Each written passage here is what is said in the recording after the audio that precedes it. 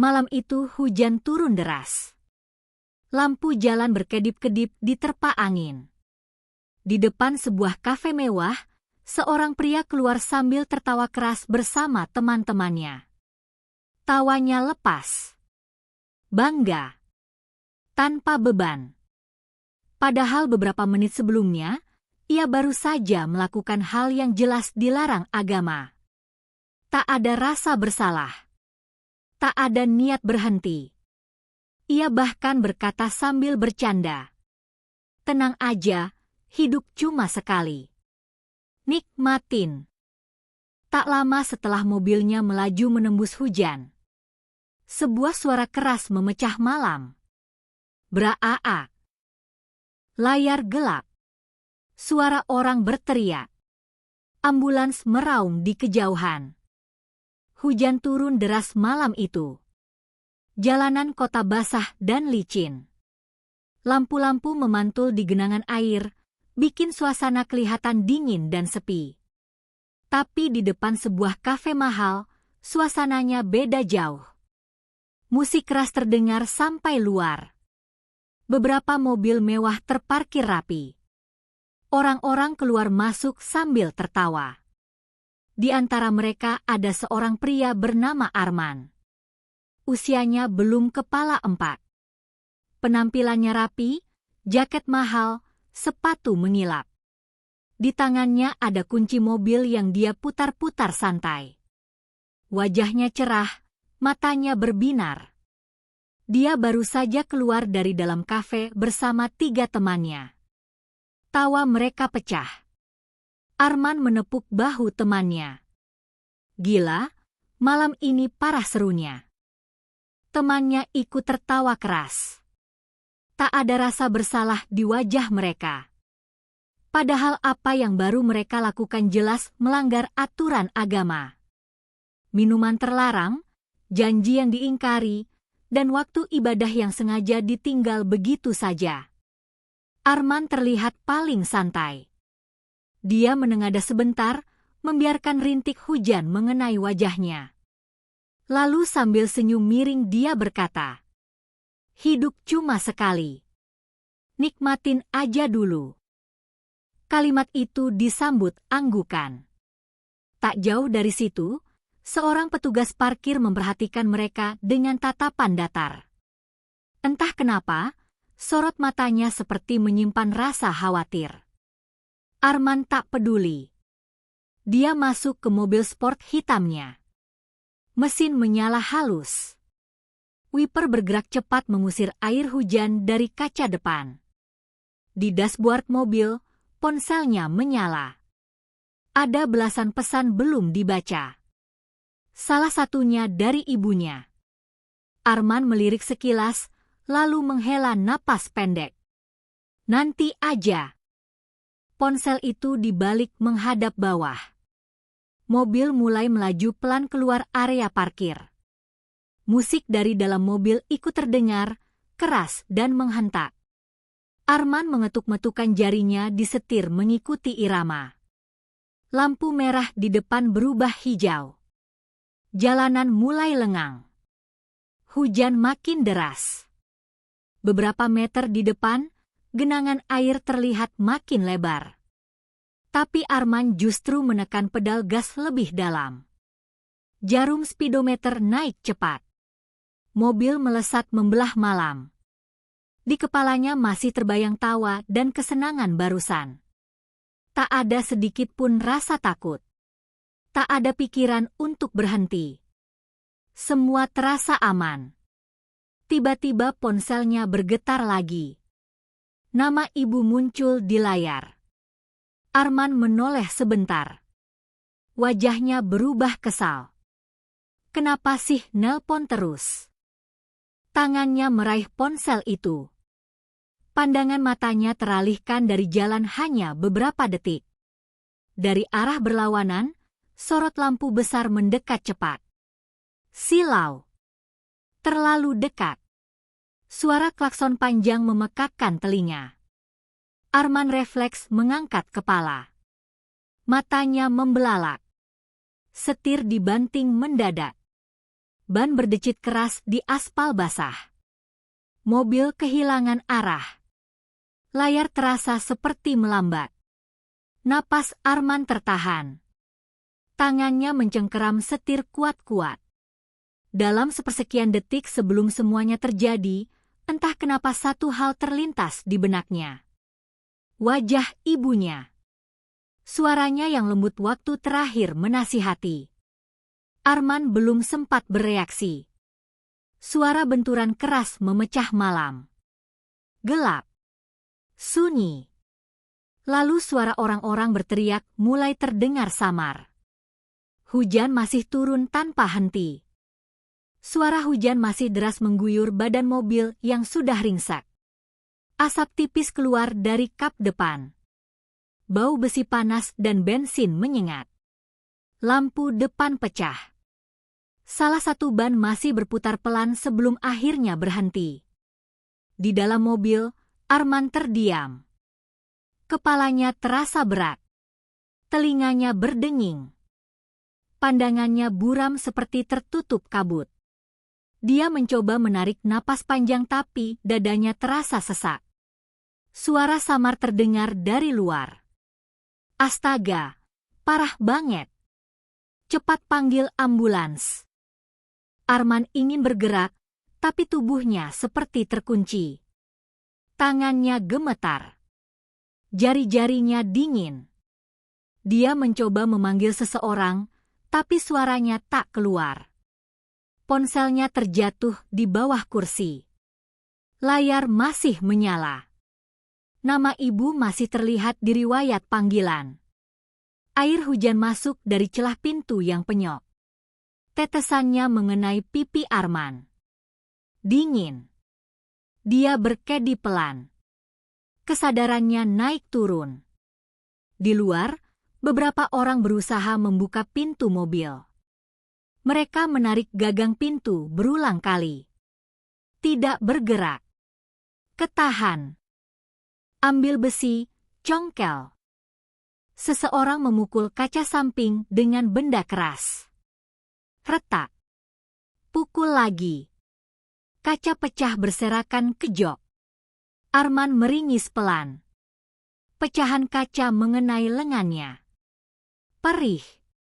Tapi rasa sakit itu kalah oleh rasa takut yang mulai merayap. Untuk pertama kalinya malam itu, pikirannya kosong dari tawa dan kesenangan. Yang muncul justru potongan-potongan kejadian beberapa jam lalu. Gelas yang diangkat tinggi. Candaan yang kelewat batas. Waktu ibadah yang sengaja diabaikan. Napasnya makin berat. Sirena ambulans terdengar mendekat. Lampu merah biru memantul di genangan air. Petugas medis turun cepat membawa tandu. Korban masih sadar. Hati-hati, jepit di kaki. Mereka bekerja cepat. Alat pemotong logam meraung memotong pintu mobil. Suaranya tajam menusuk telinga. Potongan besi ditarik paksa. Arman mencoba membuka mata lebih lebar. Pandangannya menangkap langit gelap dan wajah-wajah asing di sekelilingnya. Air hujan membasahi rambutnya. Di sela suara bising itu, ingatannya seperti diputar mundur. Pagi tadi, ibunya berdiri di depan pintu rumah. "Men, jangan pulang malam lagi." Ibu kepikiran terus. Arman cuma mengangguk tanpa benar-benar mendengar. Helm langsung dipakai. Motor dinyalakan. Pergi begitu saja. Siang harinya, pesan panjang masuk. Nasihat lembut. Ajakan salat tepat waktu. Ajakan pulang lebih cepat. Semua dibaca sekilas lalu diabaikan. Arman menelan ludah. Tenggorokannya kering. Petugas akhirnya berhasil membuka ruang sempit di sisi mobil. Sabuk pengaman dilepas. Tubuh Arman ditarik perlahan. Dia mengerang pelan saat kakinya digeser. Rasa nyeri menjalar hebat. Di atas tandu, tubuhnya gemetar. Selimut darurat menutup sampai dada. Hujan masih turun mengenai wajahnya sebelum seorang petugas menutupkan pelindung. Langit malam terlihat makin gelap. Arman memejamkan mata sesaat. Dalam sunyi yang terasa panjang, satu kalimat terlintas pelan di hatinya. Aku belum siap. Ambulans melaju cepat membelah jalanan basah. Sirene meraung memecah malam. Di dalamnya, alat monitor berdetak teratur. Petugas medis sibuk memasang selang oksigen dan infus. Arman menatap langit-langit ambulans dengan napas tersengal. Pikirannya kacau. Waktu terasa berjalan lambat. Ponselnya yang ikut terbawa diletakkan di samping tandu. Layarnya tiba-tiba menyala lagi. Satu pesan baru masuk. Dari ibu. Mobil ambulans terus melaju menjauh dari lokasi kecelakaan. Lampu di dalam ambulans terasa silau. Suara mesin dan sirene bercampur jadi satu. Jalanan yang bergelombang membuat tandu bergetar pelan. Petugas medis terus memantau alat di samping Arman. Napasnya masih berat. Oksigen menutup hidungnya. Dadanya naik turun tidak teratur. Ponsel yang tergeletak di samping tandu kembali menyala. Getarnya pelan tapi terasa jelas di telinga Arman yang sedang sensitif. Salah satu petugas melirik layar. Pak, ini ponselnya bunyi terus. Tak ada jawaban. Petugas itu akhirnya mendekatkan ponsel ke wajah Arman. Layar terang menampilkan satu pesan baru. Dari ibu. Arman berusaha memfokuskan pandangan. Matanya menyipit. Tulisan di layar terlihat goyang tapi perlahan terbaca. Men, ibu gak enak hati banget malam ini. Tolong angkat telepon ibu. Ibu cuma mau dengar suara kamu. Jari Arman bergerak pelan. Sangat pelan. Seolah berat sekali hanya untuk menyentuh layar. Ujung jarinya hampir menyentuh tombol balas. Tangannya gemetar hebat. Napasnya tersendat. Ingatan lain muncul tiba-tiba. Beberapa tahun lalu. Rumah kecil mereka masih sederhana. Atapnya kadang bocor kalau hujan deras. Ibunya bangun paling pagi, tidur paling akhir. Semua demi Arman bisa sekolah tinggi. Arman kecil pernah sakit keras.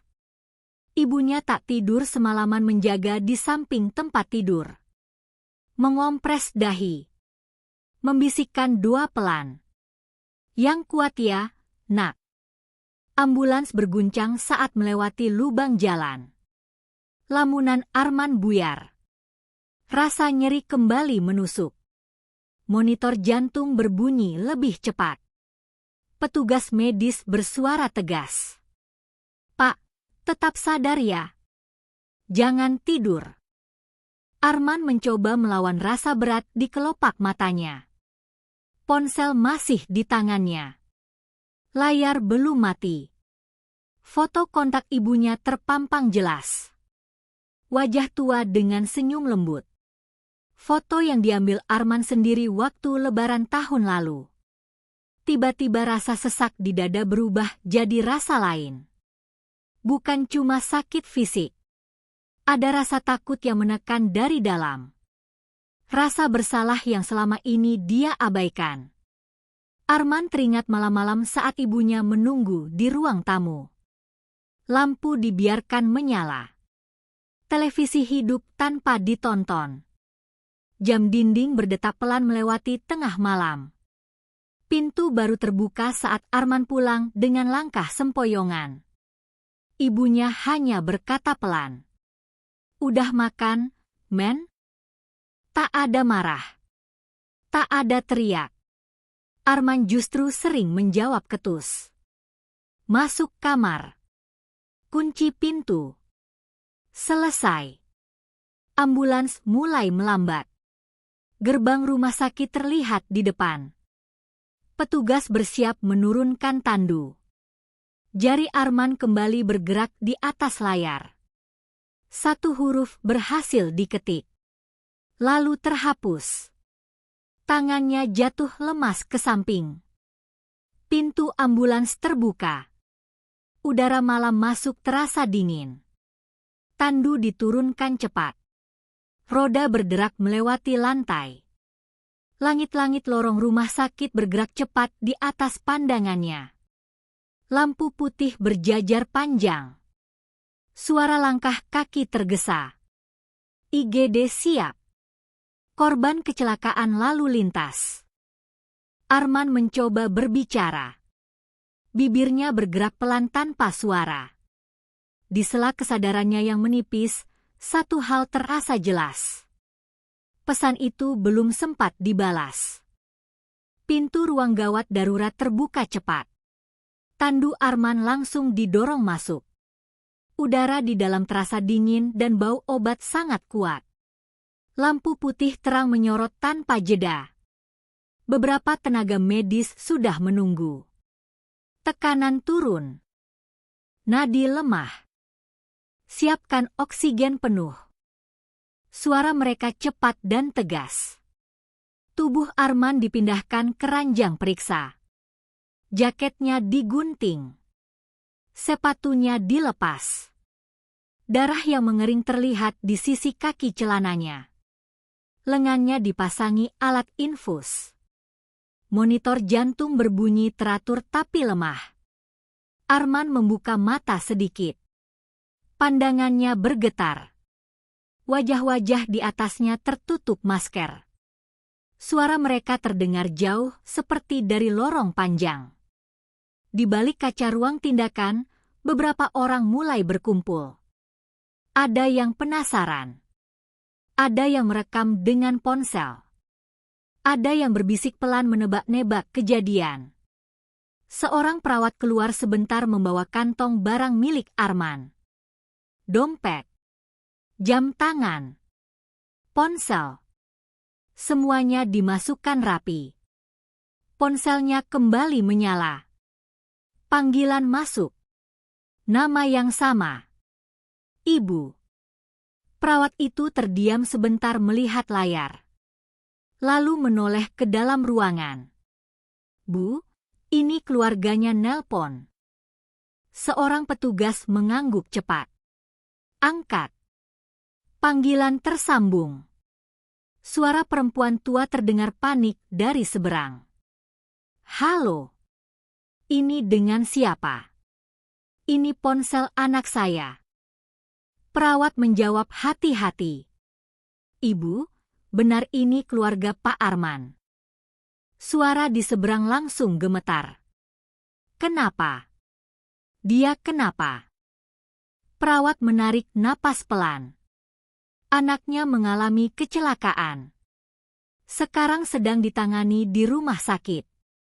Beberapa detik hening. Lalu terdengar suara tangis yang ditahan. Ibu berangkat sekarang. Telepon terputus.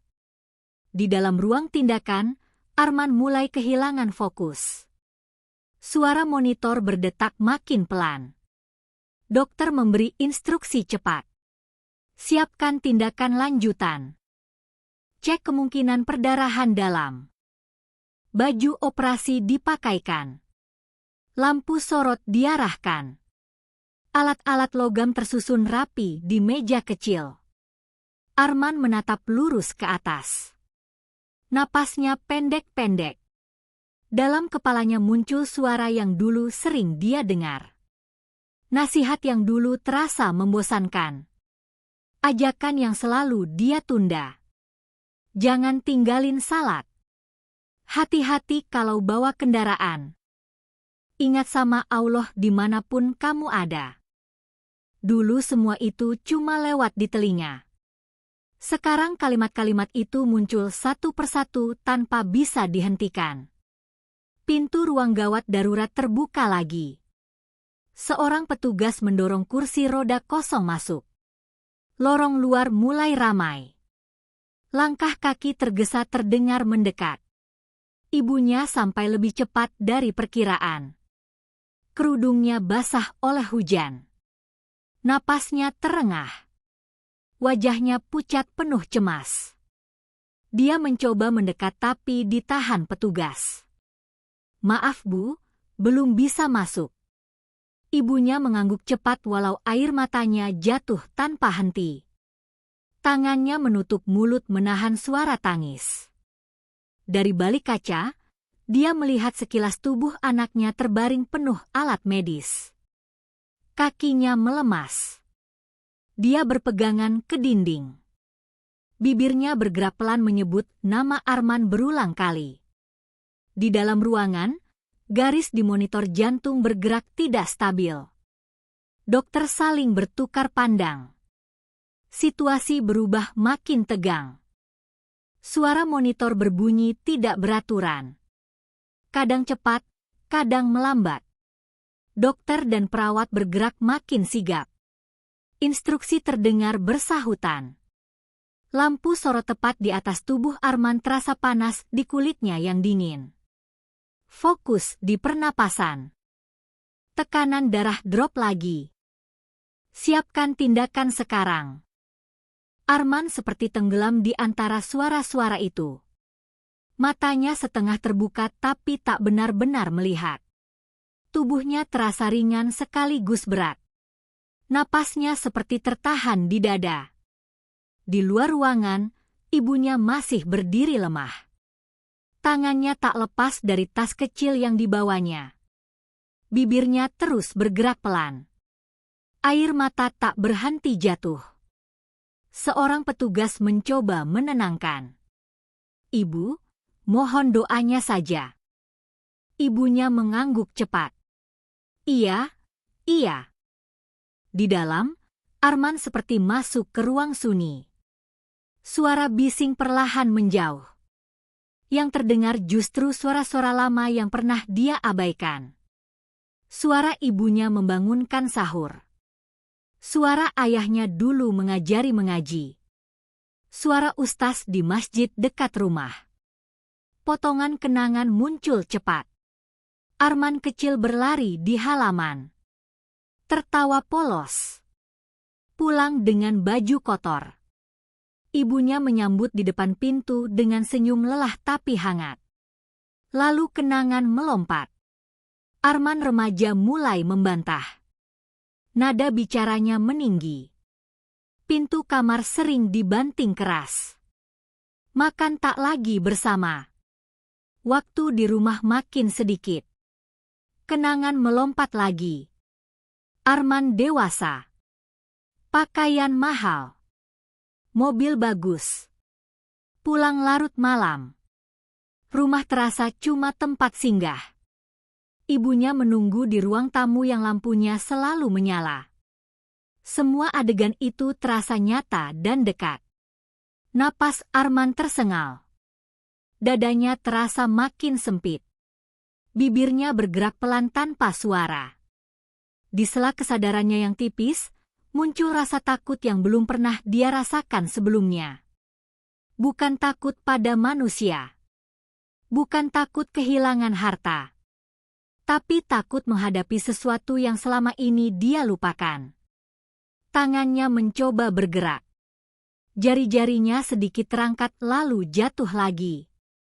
Seorang perawat memperhatikan. "Pak Arman, dengar saya ya?" Tak ada respons jelas. Dokter memberi aba-aba lagi. "Kita percepat." Pintu ruangan sedikit terbuka. Dari celah sempit itu, suara tangis ibunya terdengar masuk. Lemah tapi jelas. Arman seperti mengenali suara itu.